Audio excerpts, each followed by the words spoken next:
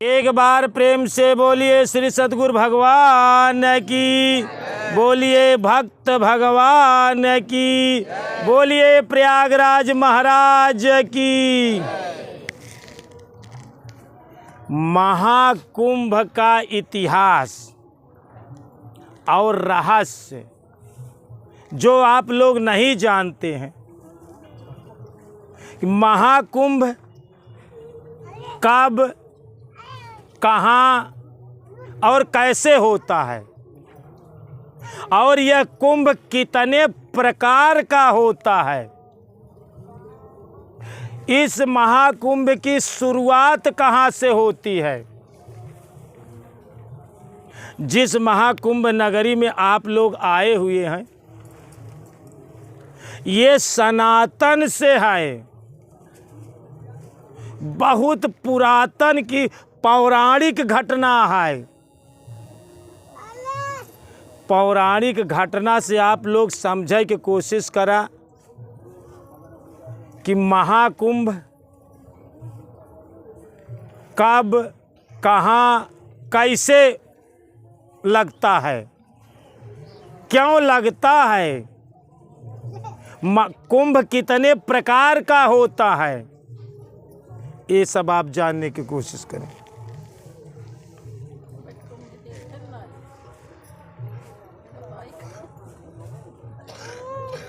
कुंभ माने होता है घड़ा। कुंभ माने होता है घड़ा। इसका नाम महाकुंभ क्यों रखा गया है।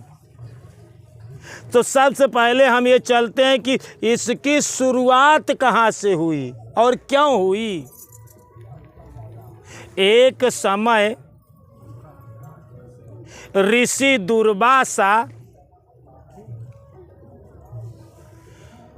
देवलोक के लिए प्रस्थान करें, और जब देवलोक में गए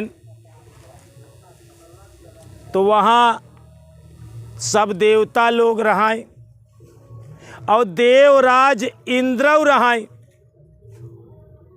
देवराज इंद्र का सिंहासन है ऐरावत हाथी है उनके।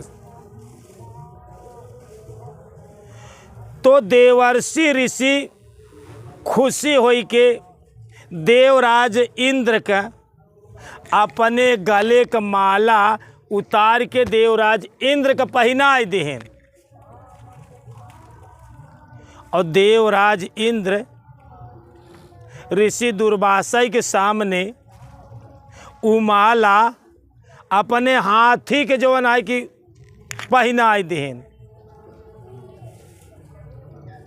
तो ऋषि दुर्वासा बहुत क्रोधी स्वभाव करे है। दुर्वासा माने ही वो क्रोध होता है। और इतना ही ना है, वो हाथी अपने सूंड से ओका नीचे गिराई दे। तो ऋषि दुर्वासा के जो है कि क्रोध लगा। और इतना ही ना है, उनकर हाथी वह जोन गले के माला रहा ओका पैर से कुचल लाग। ऋषि दुर्वासा के क्रोध आई गया कि तुम देवता लोग इतने बड़े अहंकारी हो।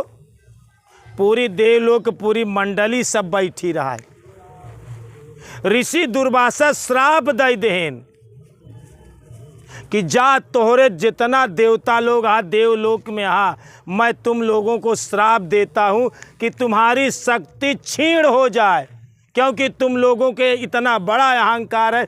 मेरे गले की माला तुमने हाथी को दिया और हाथी ने गिरा करके उसे अपने पैरों से कुचल दिया। इतनी बड़ी तुम लोगों के पास अहंकार है। जाओ, तुम्हारी शक्ति क्षीण हो जाएगी और तुम पर असुर लोग हावी हो जाएंगे। ये श्राप दे दिया। धीरे धीरे इतना दे करके ऋषि दुर्वासा वापस चले आए। समय गुजरता गया, धीरे धीरे श्राप के वशीभूत देवतन के सारी शक्ति क्षीण होते चली गई। जब क्षीण होते चली गई ते में राक्षस लोग इनके ऊपर आक्रमण करें देवता पे, तो इनका सबको परास्त कर दें। एक आग बार का घटना था कि ये लोग अपन प्राण जाए के समुद्र में बचाएं हैं। तो जब देवता लोग की शक्ति क्षीण भाई, तो ये लोग ब्रह्मा जी के पास गए, देवराज इंद्र और देवता लोग ब्रह्मा जी से प्रार्थना करें कि आखिर कौनो उपाय बतावें। ऋषि दुर्वासा के श्राप से हमार लोग के सब शक्ति क्षीण हो जात बा और राक्षस लोग हमारे ऊपर हावी हो जाता। तो ब्रह्मा जी कहन कि ई उपाय हमारे बस का नहीं न, आप लोग भगवान विष्णु के पास जाएं।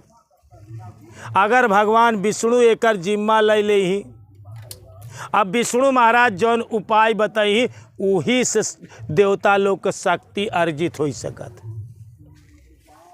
तो सब देवता देवराज इंद्र हरे भगवान विष्णु के पास गए, कहन प्रभु अब हमारे गलती के क्षमा करें, कुछ ऐसे उपाय बतावें कि हम लोग पुनः देवता लोग राक्षस से ज़्यादा शक्ति हो जाए, नहीं तो राक्षस लोग एक दिन तो पूरे हमारे देव अमरावती नगरी के कब्जा कर ले। तो भगवान विष्णु कहन एक उपाय बा, आप लोग समुद्र मंथन करें और वह मंथन में अमृत निकली, और अमृत अगर तू लोग पी लेबा तो देवता तू लोग अमर हो जाबा और राक्षस तो का परास्त ना कर पाई। लेकिन कहन ये होई कैसे, तो कहन मंदार पर्वत का, कौन पर्वत, मंदार पर्वत का मथनी बनावा, जोने से मथा जाए समुद्र। मंदार पर्वत का मथनी बनावा और शेष नाग का रस्सी बनावा, जे पे भगवान विष्णु जी शेष नाग के सैया पे बैठत रहें, जो समुद्र में रहत रहें। तो शेष नाग कहन इस शेष नाग का मथनी बनावा, और कहन फिर टिकावा कहाँ से जाई, टिकी कैसे, कहन हम एक अवतार कूर में अवतार लेते, खिचुहा का अवतार वही समय भगवान लेन, कच्छप अवतार कछुहा बन के भगवान विष्णु देवता के लिए कहन ये सब कष्ट हम साहब, लेकिन तू लोग अपन शक्ति अर्जित करा।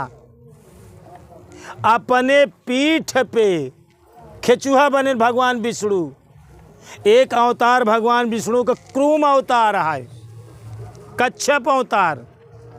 हमारे पीठ पे मंदार पर्वत का मथनी बनाई जाए और शेष नाग का रस्सी कीन जाए, और एक कैती देवता लोग लपटियाएँ और एक कैती राक्षस लोग, और समुद्र मथा जाए, तब हमें रत्न निकली अमृत। तो कहन ठीक, कहन लेकिन होई कैसे, कहन देखा राक्षस लोग बड़े अहंकारी होती, उनसे पहले ही बात जाए कि कहा कि समुद्र मथा जाए अमृत निकले, तो अमृत पिए के लिए प्रसन्न हो जाई। उनसे ये पूछा कि तू लोग पूछी कि कैती लपटियाबा कि सिर कैती लपटियाबा, तो लोग जवान कहीं उनका वहीं पक्ष में दाई दी है। तो ये लोग देवता लोग राक्षस के पास गए, कहें चला दोनों पक्ष मिल के मथा जाए, और जवन चीज मिली और देवता लोग राक्षस लोग सबके बांट लीन जाए। कहें तैयार हो गए, तो कहन एक बात ही बता कि तू लोग पूछी कहती लपटियाबा कि मुँहे कहती, तो कहन हम लोग पूछी कहती काहे लपटियाब, हम लोग मुँह कहती लपटियाब, हम पीछे काहे लपटियाई।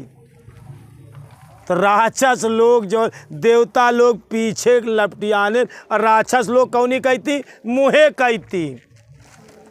और मंदार पर्वत का मथनी बनाई गई और शेषनाग का रस्सी से लपेटा गवा और ओकरे बाद मथा जाए लाग देवता और दानव दुनों मथई लागेन। अब भगवान विष्णु कच्छप रूप लय के क्रूम अवतार लय के समुद्र के अपने पीठ पे मंदार पर्वत के रखें। मथते मथते मथते ई मथा कितना दिन गवाह है? 12 दिन मथा गवाह है। कितना दिन? 12 दिन जब मथेन तो ओहमें 14 रत्न निकला। श्री मणि रंभा वारुणी अमी शंख गजराज अकल पद्म धन धेनु धन धनवंतर विषराज। ये 14 रतन। श्री माने कहा थी लक्ष्मी का पहले जौन है कि श्री, लेकिन मथत की सबसे पहले कहा निकला है? विष निकला। कौनो चीज मथा जात है तो सबसे पहले उनमें के फेन निकला तो समुद्र का उनमें जहर होता। 14 रत्न में सबसे पहले जहर निकला। तो कहन भाई अब एका के ग्रहण करी, 14 रत्न बाट। तो राक्षस के कहन, तो राक्षस कहन भाई हम लोग जहर पी के मरब का? तो देवता लोग कहन आप पी के का होई? तो कहन एकरे लिए केवल भोलेनाथ से चला विनय करा, प्रार्थना करा। कैलाश पर्वत पर गए, भोलेनाथ से प्रार्थना करें। कहन प्रभु ई जहर आप ही ग्रहण कर सकत, आप तमोगुण से आए, आप ही एकर सेवन कराएं। तो सबके अननय विनय पे देवता के भगवान शिव जी विष का कालकूट फल दीन अमी को, वो कालकूट जहर भगवान शंकर जी नाम के संपुट में पिएन। एक अक्षर बहरे करें, ओकरे बाद जहर करें, तब एक अक्षर साथ पी गए। तो नाम प्रभाव जान शिवनी को कालकूट फल दीन अमी को। वो कालकूट जहर अमृत का फल देहेस केवल जौन गुरु महाराज नाम देहे। उनकर गला नीला पड़ गया। यही बड़े भगवान शिव जी के एक नाम होत नीलकंठ। नीलकंठ भगवान शिव जी के एक नाम, उही दिन से उनका नीलकंठ जौन है कि नाम पड़ा। और ध्यान दे दोस्तों, एक बात जरूर खोजे, महाशिवरात्रि आवे वाली बात। अगर क्यों नीलकंठ का महाशिवरात्रि के दिन दर्शन कर ले तो जान ले कि साक्षात भगवान शिव जी के दर्शन हुई। 13वें दिन नीलकंठ के जे दर्शन कर ले, माघ के पूर्णिमा खत्म हुई ओकरे 13वें दिना 26 तारीख जो है कि महाशिवरात्रि है। दोस्तों जल्दी नीलकंठ महाशिवरात्रि के दिखाई ही नहीं। अगर क्यों देख ले तो जान ले कि शिव जी के दर्शन हुई। तो दोस्तों इस प्रकार से मथा गवा। अब मथते मथते 14 रत्न निकला। श्री माने होते लक्ष्मी। मणि निकली जौन कौस्तुभ मणि ओकर नाम रखा गया, ओका भगवान विष्णु के दीन गवा। लक्ष्मी के साथे जौन है कि भगवान विष्णु के शादी भई है समुद्र में। ये बड़े भगवान विष्णु जी क्षीर सागर में काहे बड़े रहती। एक कवि बड़ी हास्य बात लिखेन है कि मनुष्य के ससुरार पियारी होत है। भगवान जो है विष्णु भगवान क्षीर सागर में रहते तो हुआ उनकर ससुराल है। दो उमें लिखे कहा है, अंधरमा संबंधते अरे कछु नय चरज होय और कमल नयन नारायण रहे सर्प पे सोय। लक्ष्मी से इतना लगाव प्रेम के नाते का अंधरमा संबंध थे, का भगवान के नेत्र कमल के समान है, का अंधा तो नहीं ने। लेकिन लक्ष्मी के संबंध के नाते अंधरमा संबंध ते कछु ने अचरज हो, संबंध से कौनो अचरज ना हो सकत। कमल नयन नारायण, जिनकर नेत्र कमलवत नेत्र है, और रहे सर्प पे सोए। सर्प पे सोए काहे बरी कुही लक्ष्मी जो ही मंथन से पैदा भई रहे, और कौस्तुभ मणि निकली तो भगवान विष्णु लेन। श्री मणि रंभा निकली, रंभा एक बहुत सुंदर अप्सरा रही। रौन अब रंभा निकली है, ओका देवराज के जौन है कि इंद्र के राज दरबार में रखा गया। मेनका और रंभा ये दो अप्सरा आइन जौन है कि जौन देवराज इंद्र के यहाँ रात। श्री मणि रंभा वारुणी, ओमे जवन लोग कभों कभों कहा थी कि समुद्र में निकला रहा, जिका शराब कहा थी एक प्रकार का, वो का राक्षस लोग लेन। अमी अमृत निकला, शंख निकला।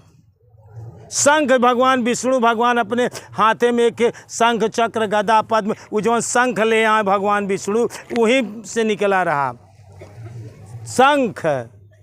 श्री मणि रंभा वारुणी अमी अमृत शंख, गजराज हाथी निकला, एरावत हाथी, ओ का देवराज इंद्र लेन। विष भगवान जो है कि भोलेनाथ लेन। तो अमृत का बंटवारा में विवाद हो गया। देवता लोग कहाँ हम पियब और राक्षस लोग कहाँ कि हम पियब। पहले हमारी तरफ शुरुआत हो, कहाँ हमारी कहती शुरुआत हो। तो ओह में भगवान विष्णु एक मोहनी के रूप बनाए। तो वो कलश जौन है कि ओमे धन्वंतरी वैद्य निकरेन, धन्वंतरी वैद्य निकरेन, धन्वंतर बिसरा, धन्वंतरी अपने हाथे में कलशा लाई के निकरेन। जौन समुद्र से कलशा निकरा रहा वो धन्वंतर वैद्य लाई के कलशा निकरेन। वहाँ कलश में अमृत रहा। धन्वंतर एक वैद्य रहन, बहुत बड़ा वैद्य रहन धन्वंतरी अपने समय के, हर चीज़ की इलाज उनके पास रहा। तो ओका बाँटे में विवाद हो गया। तो भगवान विष्णु मोहनी के रूप धरे। जब मोहनी के रूप धरे, कहन एक तरफ देवता लोग बैठे, एक तरफ राक्षस लोग बैठे। दोनों जने के बैठा के सबसे पहले शुरुआत करें देवता कहती, राक्षस लोग विवाद कैले, झगड़ा कैले हैं। अब मोहनी घड़ा लैके भागी, तो ओहवा घड़ा से एक बूंद छलक के त्रिवेणी में गिर के प्रयागराज में। एक बूंद हिया गिरी प्रयागराज में। यहाँ बड़े हिया कुंभ मेला लागत है। और हिया से दूसरा बूंद कहाँ गिरा? उज्जैन नगरी में। प्रयाग में त्रिवेणी नदी के सरस्वती जहाँ तीनों नदियाँ हिया गिरा, इबरे का त्रिवेणी कहा थी। प्रयाग में कुंभ लागत त्रिवेणी में, और उज्जैन नगरी में क्षिप्रा नदी के किनारे लागत कुंभ। वो कौन नदी अटे? क्षिप्रा नदी के किनारे कुंभ मेला लागत। यहाँ से उठी तो हुआ उज्जैन जात है। ओकरे बाद में हरिद्वार में लागत है।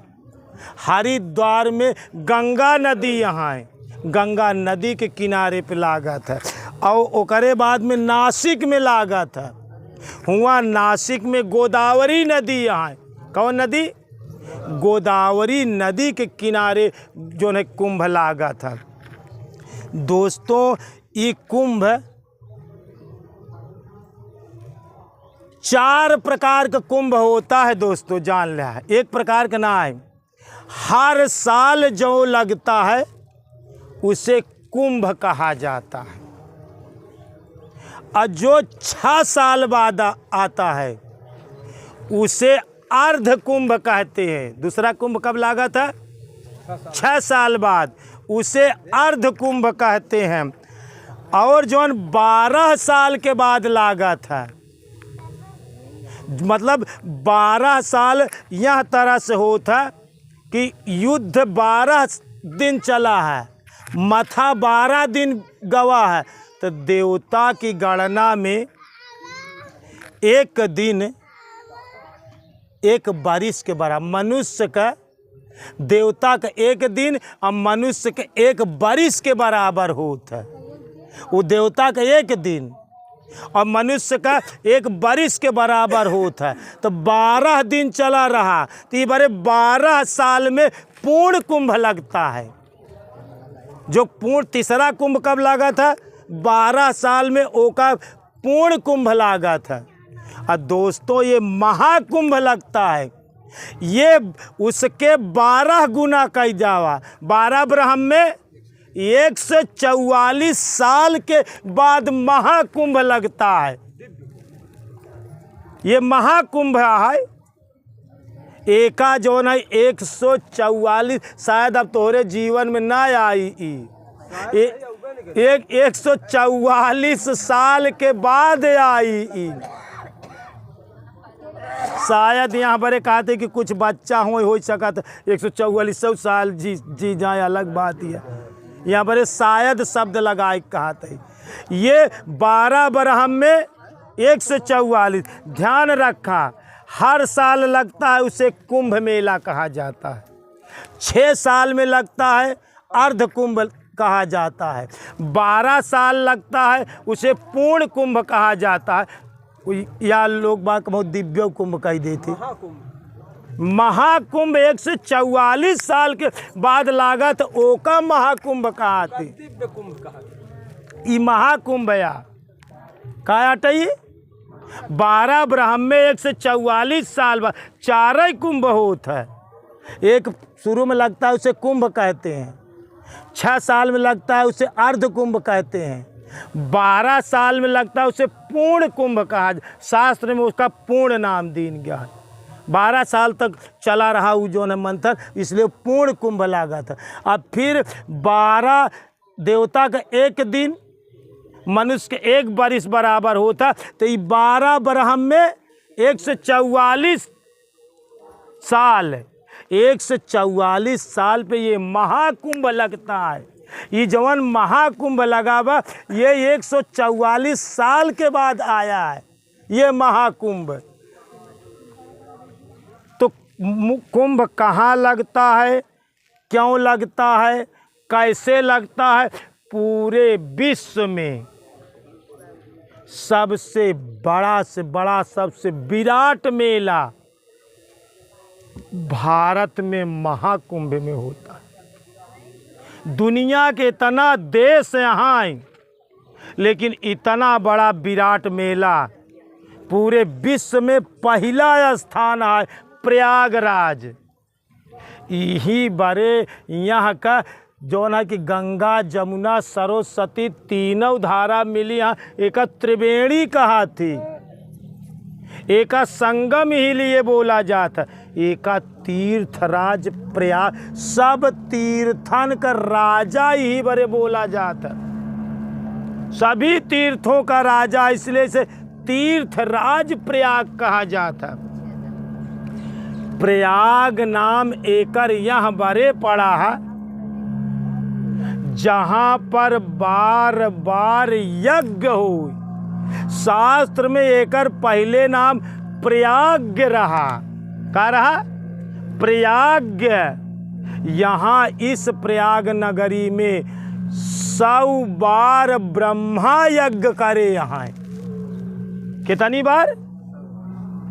देवता में ब्रह्मा जी ब्रह्मलोक से आए के 100 बार यहाँ प्रयाग नगरी में ब्रह्मा जी यज्ञ करे। यहाँ बार बार यज्ञ होता, यही बड़े का नाम प्रयाग भवा। प्रयाग से धीरे धीरे धीरे धीरे वो प्रयाग में बदल गए। कब हो गया? प्रयाग हो गया, प्रयाग से प्रयाग हो गया। अब का होता? तीर्थराज प्रयाग कहा जाता। सभी तीर्थों का राजा है यह प्रयाग।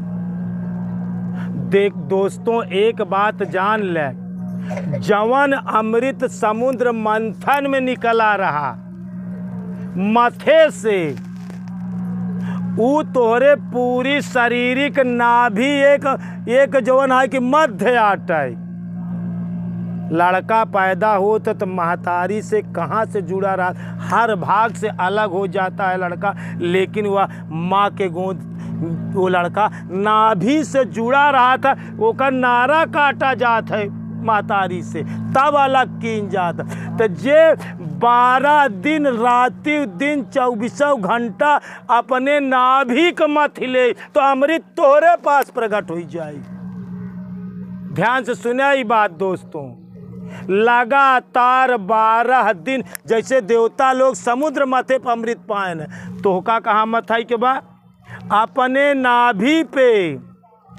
कबीर साहब का संकेत देन कि कमल नाभि से उपजई, कमल नाभि से उपजई अशून्य जाई समाय, हाथ पाँव बाको नहीं असुरति से पकड़ा जाए। वो चीज़ सुरती से पकड़ा जाए, लेकिन कहाँ बा, अपनी श्वासों को अपने नाभि तक ले जाइए। नाभि से बाहर आवे सांस और बाहर से नाभि तक 12 दिन मथा। तो दोस्त जवन है कि अमृत तोहरे अंदर प्रकट हो जाए, भगवान तोहरे अंदर प्रकट हो जाई। कैस कि एक कवि का लिखत है, सब घट मेरा साइया, सब घट में भगवान आ, सब घट मेरा साइया, ए जी सुनी से जन कोई, एक से सुनी ना जोने घर में भगवान ना हो। सब घट मेरा साइया असुनी से जन कोई, अब बलिहारी वहाँ घट की और जही घट परगट हो। जे अपने घरे में परगट कैले वहाँ घट का बलिहारी बा।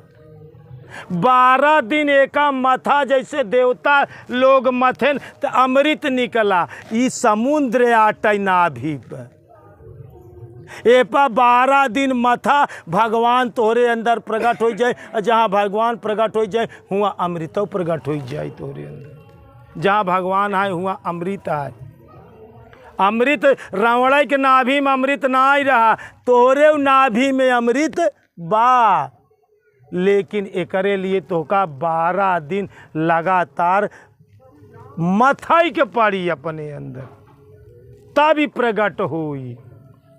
तो दोस्तों हम आप लोग से क्या बताए, यह महाकुंभ का रहस्य कब लगता है, कहाँ लगता है, कैसे लगता है, यह राज है, ये रहस्य है महाकुंभ का।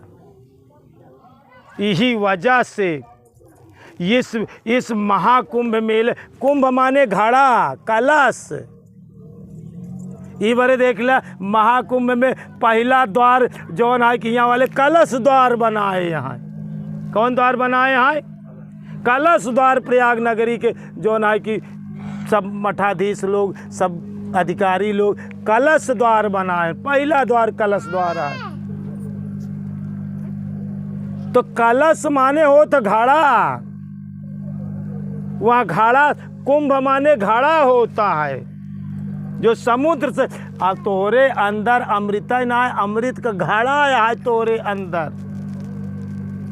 गीता में भगवान लिखे यहाँ एक जगह, हे अर्जुन सोम रस को पीने वाले संत महात्मा होते। संत महात्मा क्या होती, सोम रस को पीने वाले होते हैं। तो जान ले है कि कुंभ मेला 4 प्रकार से लागा था और 4 जगह लागा था। प्रयाग में, उज्जैन में, नासिक में और हरिद्वार में 4 जगह कुंभ लगता है दोस्तों। और कुंभ 4 प्रकार से लगता है। हर साल लगता है उसे कुंभ, 6 साल लगता है अर्ध कुंभ, 12 साल पे लगता है पूर्ण कुंभ और 12 ब्रह्म में 144 साल पे लगता है बाबा महाकुंभ। बड़े सौभाग्यशाली जीव तू लोग हा। भगवान के बड़ी असीम अनुकंपा तोहरे ऊपर बा। कौनो जन्म से कई जन्म से तू भक्ति करत आवत हा, तोहार पूर्ण उदय भा है जवन 144 साल बाद महाकुंभ में तू लोग इस महाकुंभ नगरी में अपने आप को बहुत भाग्यशाली माने कि अभी जीवन में महाकुंभ न आई तोरे जीवन में। बहुत पूर्ण मिला, बहुत पूर्ण पुंज बिन मिले न संता। बाबा गोस्वामी तुलसीदास जी चौपाई बहुत पूर्ण उदय होत है तब संत के पास जाती, बहुत पूर्ण उदय होता तभी जीवन तो का अवसर मिला महाकुंभ का। तो अपने आप को भाग्यशाली माने। अब तू लोग समुद्र तक मथाई के जरूरत ना ही ने, लेकिन एक बात जरूर जाते जाते गठिया के लेके जाया कि आज के बाद हम अपने का मथब कैसे मथाई के बाद। दोस्तों दूध में घी होता है, सबसे पूछा जाए अब बाल्टी में दूध दुहा जाए और जैसे पूछा जाए क्या दूधे में घी होता है तो सब बताए हाँ भाई दूधे में तो घी होता है। लेकिन बिना मथे ओकर जुआर जुक्ति है, वह जुक्ति गुरु महाराज बतावा थी। ओका धीरे धीरे मथते मथते मथते मथते और ये वो जुआड़ जुक्ति करा। देखा दूध का जमावे के लिए थोड़ा सा जावन दूसरे के घरे से लीन जात। का काम करा था?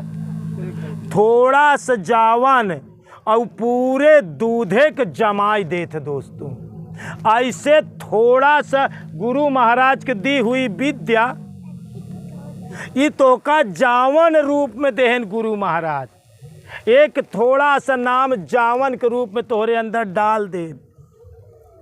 वो थोड़ा सा जावन जैसे पूरे पूरे जो है कि मिटिया का दही बनाते तो जमा देता है। बैठ जा भाई, ऐसे बैठ जा, जमाई देते ना। ऐसे तू लोग अगर ये नाम स्मरण करा ती नाम जमाई के अपने तरीके से तोहका बनाई दे। थोड़ा सा जावन के जरूरत बा वो तोहका मिल गया है। अच्छा प्रैक्टिकली देखे कि थोड़ा सा जावन पूरे दहिए के जमाई देते ना, वैसे थोड़ा सा नाम तोहका वो नाम अपनी की तरह बनाई दे। जैसे वो करे खिया साई रहा वैसे वो कह देते दही बना देते। तो अपने आप को सौभाग्यशाली जाने और ध्यान रखे। जमाए के बाद वो का मथनी लई के तापमान देखा थी।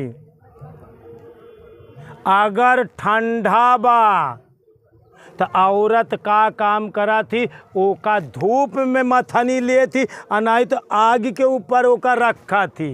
अगर ठंडा बा था जे अरे घरे कोई तू ज़्यादा ही जानत हुई आ वो करे बाद देखा मूड़ी हिलावत यहाँ जानता है तब तक। वो करे बाद में वो का करा थी। अगर वो गरम बा गर्मी पड़त बा तो औरतें बाहरे न मथी, ओका घरे मथा थी अंदर और में एक आग लोटा और पानी डाला जाल था। तो जैसे घी उठाई में तो ना तो गरम पे उठी ना तो ठंडा पे उठी। गरम में अगर उठी तो सब वही में गल जाए, हाथे में तू लेबा तो ना आई, और ठंडा रही तो उठबा ही न करी। ये करे लिए परसेंटेज तापमान हो चाहे ना ठंडा ना गरम, ऐसे ही मथनी तब काम करी बाबा जवन मनई गरम है गुस्सा है। ओसी भक्ति श्रीकांत ना होई, ध्यान से सुन ले है। कामी क्रोधी लालची अयन सी भक्ति न होय। गुस्सा मन से भक्ति का नहीं सिद्ध कर सकते। शास्त्र में लिखा है कामी क्रोधी लालची इनसी भगति न हो। भक्ति करई कोई सूरमा जाति वरण कुल खोई। जाति वरण कुल खोआ खोई के भक्ति करा। तो जैसे ना तो गरम पे होई और ना तो ठंडा पे।